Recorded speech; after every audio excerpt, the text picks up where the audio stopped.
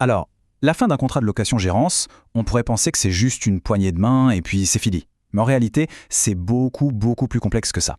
Qu'est-ce qui se passe vraiment à ce moment-là? C'est une question cruciale parce que les enjeux, que ce soit pour le propriétaire ou pour le gérant, sont énormes.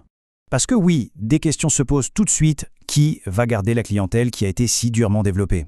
Et les dettes qui restent, qui va les payer? Eh bien, les réponses, elles peuvent surprendre. Tout est une question d'équilibre. Un équilibre assez délicat d'ailleurs, entre ce que dit la loi et surtout ce qui a été écrit noir sur blanc dans le contrat. Voilà, on arrive à la fin du contrat, on se dit « ça y est, le chapitre est clos ». Mais en fait, pas du tout.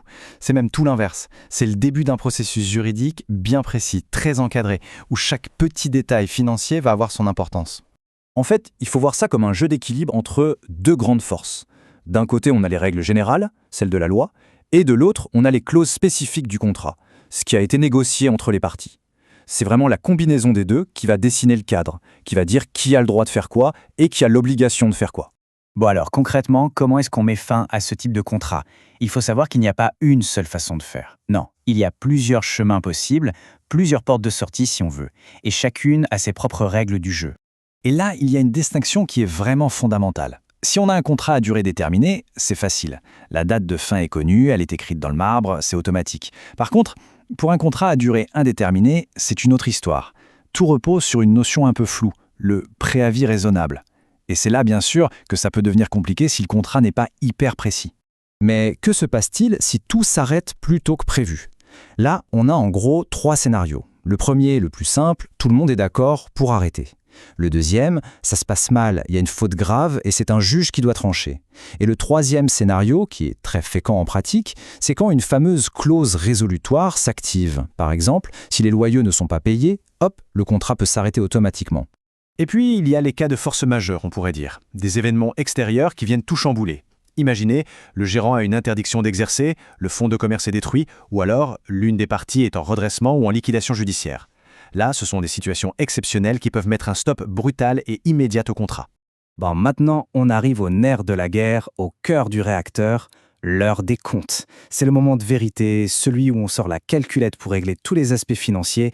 Et croyez-moi, c'est là que chaque mot, chaque virgule du contrat peut valoir de l'or. Alors imaginons un scénario super fréquent. Le gérant a bossé comme un fou, il a été excellent, il a développé la clientèle, la valeur du fonds de commerce a grimpé en flèche. La question qui se pose est toute simple, est-ce qu'il a droit à une compensation, une indemnité pour cette valeur qu'il a créée de ses propres mains? La logique, le bon sens nous dirait que oui, bien sûr. Eh bien, la loi, elle, répond non. Par défaut, c'est zéro. Nada. Zéro indemnité. Je sais, ça peut paraître choquant, mais c'est la règle de base. S'il n'y a pas de clause spécifique dans le contrat qui dit le contraire, le gérant ne touche rien pour cette plus-value. Mais pourquoi? Quel est le raisonnement derrière ça? En fait, pour la loi, la clientèle, c'est le cœur du fonds de commerce. Du coup, toute augmentation de cette clientèle vient s'intégrer, s'incorporer, comme disent les juristes, directement au fonds de commerce. Et comme le fonds appartient au propriétaire, eh bien la plus-value aussi. C'est une logique juridique très stricte et c'est vrai que c'est souvent une sacrée douche froide pour le gérant qui a tout donné. En réalité, l'obligation numéro 1 du gérant, c'est assez simple à comprendre, il doit rendre le fonds de commerce exactement dans l'état où il l'a reçu. C'est ni plus ni moins. Et c'est pour ça que le fameux état des lieux qu'on fait au tout début, ce n'est pas juste un bout de papier, c'est un document absolument capital. Il y a un autre point très important qui est là pour protéger les créanciers, comme les fournisseurs par exemple. Au moment précis où le contrat s'arrête, toutes les dettes d'exploitation du gérant deviennent exigibles. Tout de suite. Fini les échéanciers, il faut tout payer d'un coup. C'est un mécanisme qu'on appelle la déchéance du terme. Et les stocks alors? Toutes les marchandises qui restent? Ou les améliorations, les travaux que le gérant a pu faire? Eh bien, on en revient toujours au même point. Tout dépend du contrat. Si rien n'est écrit, le propriétaire n'a aucune obligation de racheter le stock. Et pour les améliorations, c'est encore plus fort.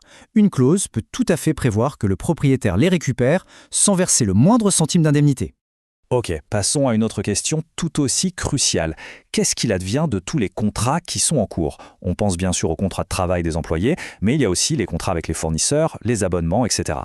Alors là, la loi est très claire et fait une distinction nette. D'un côté, il y a les contrats de travail. Pour eux, c'est simple. La reprise par le propriétaire est obligatoire. C'est une protection fondamentale pour les salariés. De l'autre côté, pour tous les autres contrats, fournisseurs, prestataires de services, c'est le principe inverse. Ils ne sont pas transmis au propriétaire, sauf bien sûr si une clause dans le contrat le prévoit expressément. Bon, imaginons.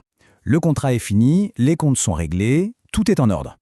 Est-ce que ça veut dire que l'ancien gérant est maintenant complètement libre de faire ce qu'il veut? Est-ce qu'il peut, par exemple, ouvrir le même commerce juste en face et faire concurrence à son ancien bailleur? Eh bien, le grand principe en France, c'est la liberté du commerce et de l'industrie. Ça veut dire que par défaut, s'il n'y a rien de spécifié dans le contrat, la réponse est oui. L'ancien gérant a tout à fait le droit de se réinstaller où il veut, même à côté, et de lancer une activité concurrente sans aucun délai. Évidemment, pour un propriétaire, ce n'est pas l'idéal. Et c'est précisément pour éviter cette situation que la quasi-totalité des contrats de location-gérance contiennent une clause de non-concurrence. Mais attention, cette clause ne peut pas être abusive. Pour qu'elle soit valable, elle doit être limitée.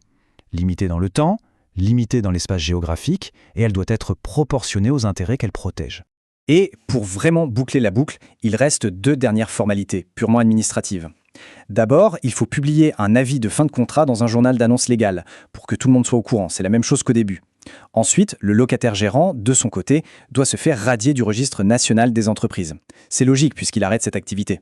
Au final, si on prend un peu de recul, tout nous ramène à une seule question, finalement assez simple. Ce contrat, est-ce que c'est un filet de sécurité ou est-ce que c'est une bombe à retardement, une future source de conflit? La réponse, elle est entièrement dans ses clauses, dans la qualité de sa rédaction. Un contrat bien ficelé qui anticipe tous ces points, ça transforme une fin potentiellement explosive en une simple formalité administrative. Et c'est ça toute la différence.